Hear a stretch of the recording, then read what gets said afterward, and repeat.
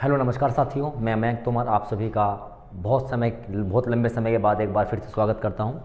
और हम बहुत शॉर्ट वीडियो आपको देंगे। हम कोशिश करें जो इतिहास के जो आपके इम्पोर्टेंट जो टॉपिक्स हैं, जिसको आप स्टैटिक जीएस भी बोल सकते हैं, तो उसको कंबाइन करने का काम हम आपके साथ करना चाह रहे हैं। तो आपको अगर ये पसंद आए तो आप ज़रूर एक बार लाइक कीजिएगा, शेयर कीजिएगा, सपोर्ट कीजिएगा, ठीक है। तो आज के हम टॉपिक रखने वाले हैं 7 दिसंबर 2024 का। तो ये टॉपिक आपके लिए रखेंगे हम प्रमुख युद्ध। तो भारतीय इतिहास के प्रमुख युद्ध और उनके बारे में कुछ महत्वपूर्ण जानकारियां हैं, तो इसके बारे में हम बात करेंगे।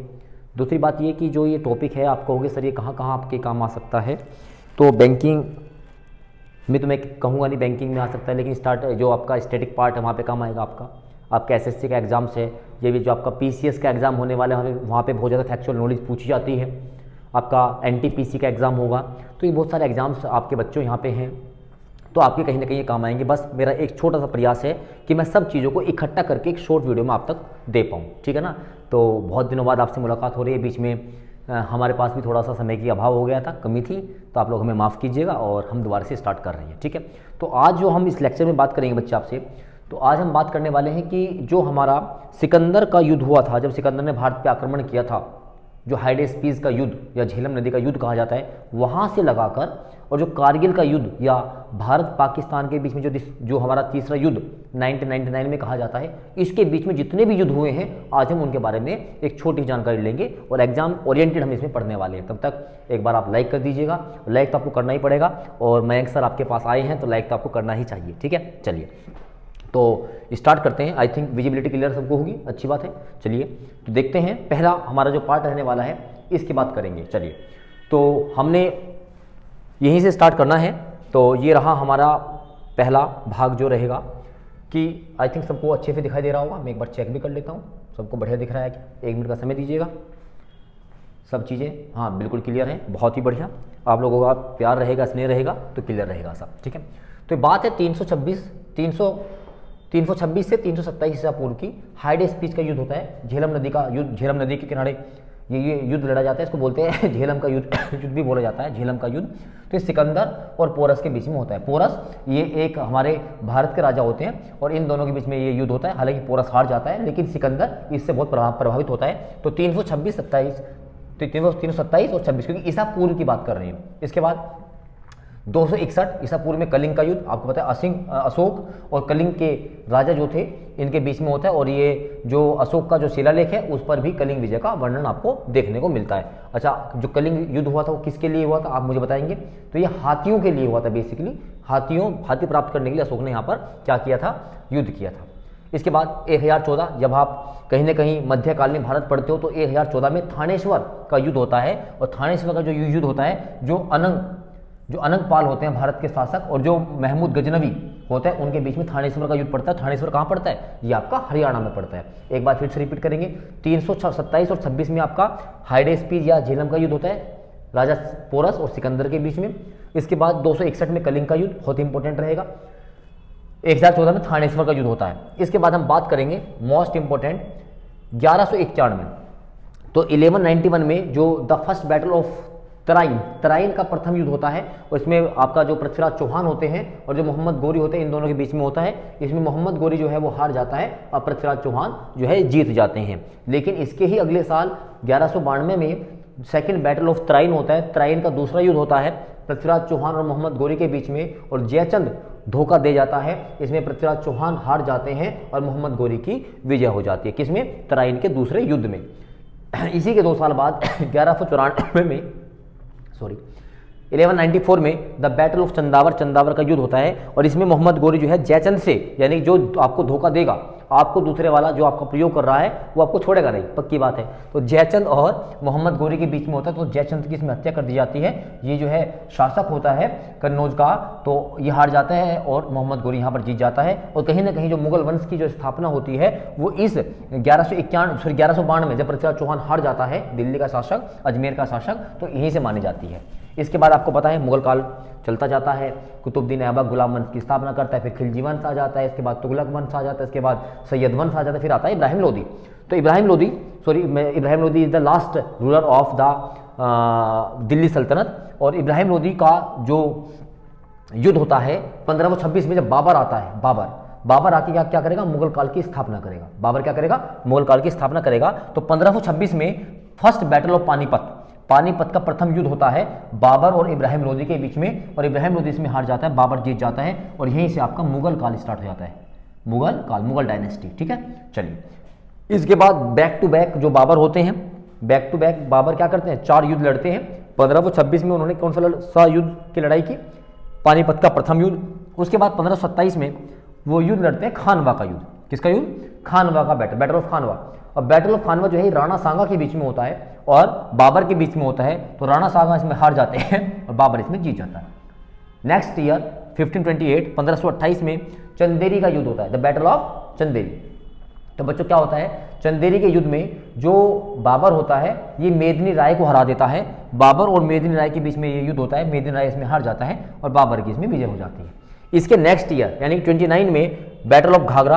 अब जो अफगान वाले हैं तो अफगानों के बीच में और बाबर के बीच में ये युद्ध होता है, इसमें अफगान हार जाते हैं और बाबर इसमें जीत जाता है। तो बैक टू बैक 1526 1526 बहुत इंपॉर्टेंट रहेगा, क्योंकि आपकी मुगल काल की स्थापना हो रही है।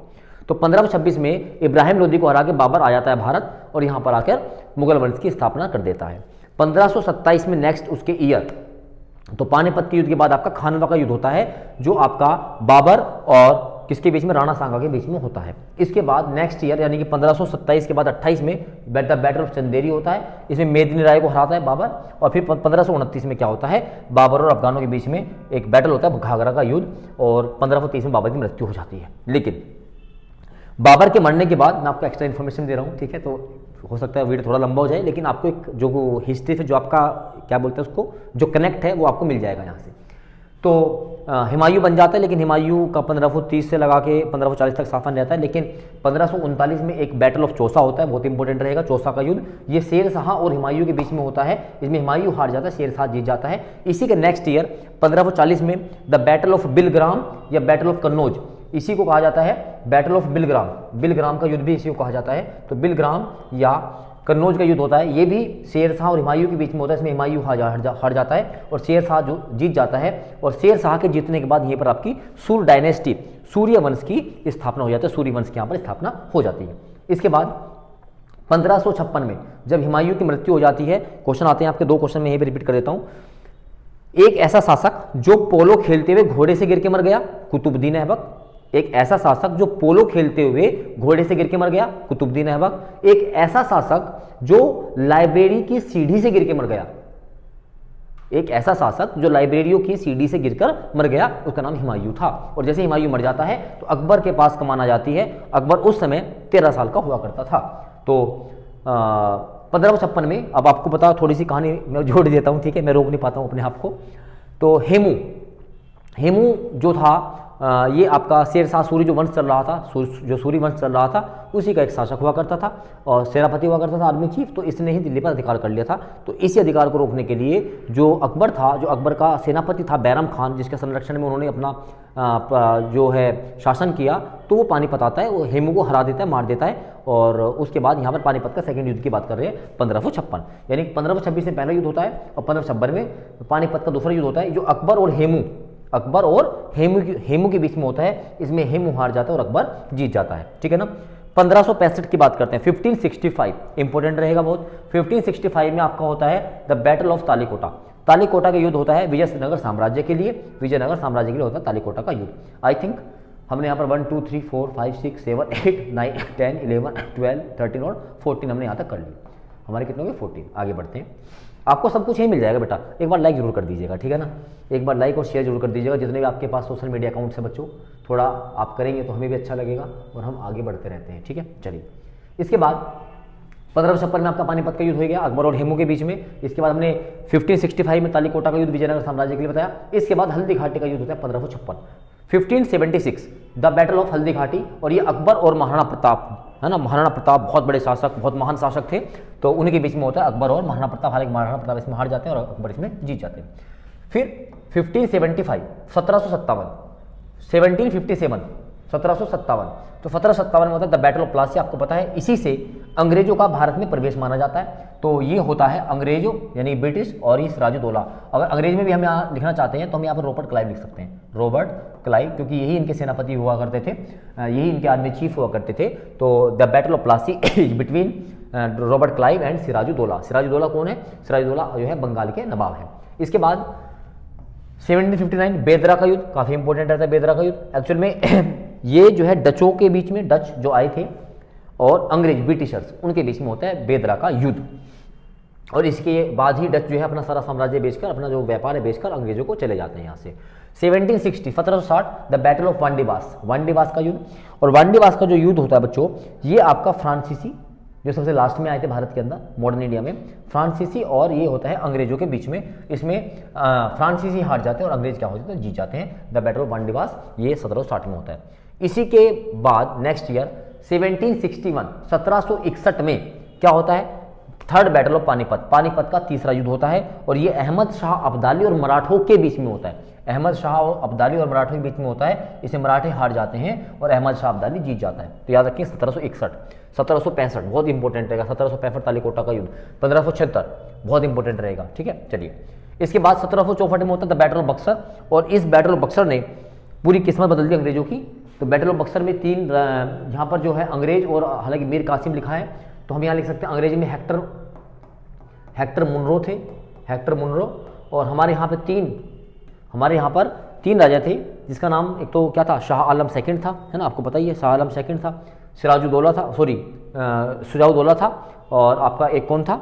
एक दिमाग से नाम निकल रहा है, अवध का नवाब। और हमारे मुग़ल सुल्तान, जो हमारे मुग़ल सुल्तान थे, शाह आलम सेकंड हुआ करते थे। और मीर कासिम, हाँ ठीक है, मीर कासिम था, तीसरा मीर कासिम लिखा हुआ तो है यार, ठीक है। तो इन तीनों ने मिलके हेक्टर मुनरो के खिलाफ लड़ाई लड़ी थी और ये हार जाते हैं, ठीक है ना। और अंग्रेज यहाँ से प्रबल शक्तिशाली हो जाते हैं, ठीक है। चलिए, अब यहाँ से आपको बेहद इंपॉर्टेंट चीज़ें मैं दे रहा हूँ, ठीक है ना। फर्स्ट एंग्लो मराठा वार। तो पहली बात तो जो एंग्लो मराठा वार है, जो मराठों के साथ युद्ध है, केवल 3 युद्ध हुए। एंग्लो मराठा वार कितने हुए? 3 हुए। तो पहला हुआ है 1766 में, 1766 में अंग्रेजों और मराठों के बीच में हुआ है। इसके बाद प्रथम एंग्लो मैसूर के कितने युद्ध हुए? 4। तो प्रथम एंग्लो मैसूर जो युद्ध हुआ है वो 1767 से 69 तक चला है। इसमें हैदर अली और अंग्रेज थे और इसमें अंग्रेजों को हरा दिया गया था मैसूर शासक हैदर अली के द्वारा। तो हैदर अली पहला 1767, ठीक है ना। आप उदयगिरी वाला युद्ध छोड़ सकते हैं, कोई दिक्कत वाली बात नहीं है। आप रुहेल वाला भी छोड़ सकते हैं, कोई दिक्कत नहीं। लेकिन यहाँ से आप पढ़ेंगे सेकंड एंग्लो मैसूर वार। सेकंड एंग्लो मैसूर वार 1780 से लगा के 1784 तक चलता है। और ये हैदर अली या हम कह सकते हैं जो मैसूर शासक है और अंग्रेजों के बीच में होता है। लेकिन इसमें हैदर अली की मृत्यु हो जाती है। और हैदर अली की मृत्यु के बाद जो टीपू सुल्तान होता है, तो टीपू सुल्तान इस युद्ध को क्या करते हैं? आगे बढ़ाते हैं और इसका कोई निर्णय नहीं निकल पाता है। सेकंड एंग्लो मैसूर, तो 2 मैसूर हो गए आपके। पहला हुआ 1767 में, दूसरा 1780 में। चलो, इसके बाद तीसरा एंग्लो मैसूर वार होता है 89 से 92। आपको कभी कभी ये 90 से 92 भी मिलेगा। थर्ड एंग्लो मैसूर वार, ये अंग्रेज और मैसूर शासक टीपू सुल्तान के बीच में हुआ। इसमें टीपू सुल्तान की जो है पराजय होती है, बहुत ही ज़्यादा हानि होती, क्षति होती है। और फाइनली लॉर्ड कॉर्नवालिस आता है 1799 में, 1799 में। और ये फोर्थ एंग्लो मैसूर युद्ध होता है और इसमें टीपू सुल्तान की हत्या हो जाती है, इसको मार दिया जाता है। और पूरा मैसूर को कॉर्नवालिस ने सहायक संधि के द्वारा क्या कर लेता है? इसको अपने अंदर मिला लेता है। तो यहाँ से आपको ये सब चीज़ें क्लियर हो गई होंगी, ठीक है। चलिए, इसके बाद अभी हमने पढ़ा जो फर्स्ट एंग्लो मराठा वार था वो 1766 में हुआ। 1766 में पहला हुआ था एंग्लो मराठा वार। और दूसरा एंग्लो मराठा वार जो होता है ये होता है 1803 में। कितना में होता है? 1803 में, अंग्रेज और मराठों के बीच में। इसके बाद तीसरा 1818 से 1818। तो पहला होता है 66 में 1766, ये लिख देता हूँ 66, फिर 1803 और इसके बाद 1818।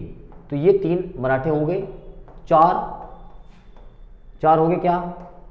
एंग्लो मैसूर युद्ध, जिसमें पहला था 1769, फिर 1780, फिर 1790 और 1799, ठीक है ना। तो ये आपके युद्ध हो जाते हैं यहाँ तक। चलिए, तो अंग्रेज मराठे हो गए। ये बर्मा के साथ युद्ध हुआ था 1824 में, एंग्लो बर्मा वार। आप चाहो तो उसको याद कर सकते हैं, बर्मा वालों को आज छोटा भी जा सकता है। लेकिन एंग्लो अफगान युद्ध 1839 से 42 आपको फर्स्ट एंग्लो अफगान युद्ध मिलेगा यहाँ से, ठीक है ना। यहाँ पे लॉर्ड हेस्टिंग्स यहाँ पे भारत के क्या थे, गवर्नर जनरल थे। और फिर एंग्लो सिख वार, सिख वार कितने हुए, 2 हुए, केवल सिखों वार 2 हुए, एक तो 45 में और एक 48 में। तो फर्स्ट हुआ एंग्लो सिख वार 1845 से 46 अंग्रेज और सिखों के बीच में, और दूसरा हुआ है 1848 से 49, और ये हुआ सेकेंड एंग्लो सिख वार। और इस सिख वार में अंग्रेजों ने आत्मसमर्पण कर दिया दिलीप सिंह ने, और उसके बाद इन्होंने जो भी सहायक संधि के तहत इस राज्य को भी अंग्रेजों ने अपने अंदर मिला लिया था, ठीक है ना। फिर 1852 में सेकेंड एंग्लो बर्मा युद्ध हुआ था। पहले वाला 1824 में हुआ था, फिर कितना हुआ था 1852 में, ठीक है ना। ये दोनों युद्ध आप याद रखेंगे। इसके बाद आपको पता ही 1857 की क्रांति, 1857 की क्रांति जो है 10 मई को मेरठ से चालू होती है, और ये मेरठ से जो है लोग बाग चल के पहुंच जाते दिल्ली में, और वहाँ पर बहादुर शाह जफर को अपना नेता मानते हुए इस क्रांति को आगे बढ़ा देते हैं। रोटी और कमल को क्या मानते हैं, अपने निशान मानते हैं, और इस तरीके से पूरा भारतीय स्वतंत्रता संग्राम स्टार्ट हो जाता है। लेकिन ये असफल हो जाता है किस तरीके से, ठीक है। इसके बाद सेकेंड एंग्लो अफगान युद्ध होता है 70-80 में, 78 से 80 तक होता है।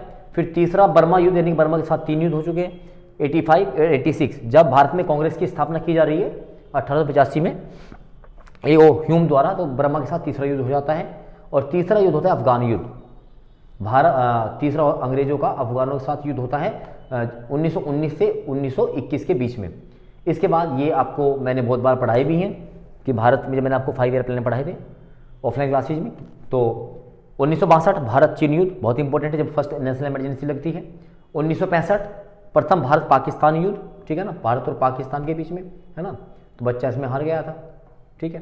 फिर 1971 द्वितीय भारत पाक युद्ध, इसमें फिर हमारे पास इमरजेंसी लगाई जाती है, इसमें बच्चा हार गया था। और फिर इसके बाद 1999 तृतीय भारत पाकिस्तान युद्ध, जिसको हम बोलते हैं कारगिल वॉर। भारत के वीर सपूतों ने, वीर जवानों ने पाकिस्तान के फिर चक्के छुड़ा दिए, और इस तरीके से कारगिल वॉर हमारा यहाँ पे आ जाता है। तो इस तरीके से मैंने आपको यहाँ पर काफ़ी इंपॉर्टेंट जो वॉर हैं, जो आपके एग्जाम के लिए बेहद इंपॉर्टेंट हैं, ये मैंने आपको बताने की कोशिश की है। तो मैं उम्मीद करता हूँ ये आपको सेशन बिल्कुल पसंद आया होगा। आप इसको शेयर भी कीजिए। अगला टॉपिक हमें क्या रखना है आप मुझे बताइएगा एक बार कमेंट में, उसके बाद हम इस टॉपिक को आगे चालू करेंगे। तब तक के लिए जय Hind, thank you, all the best.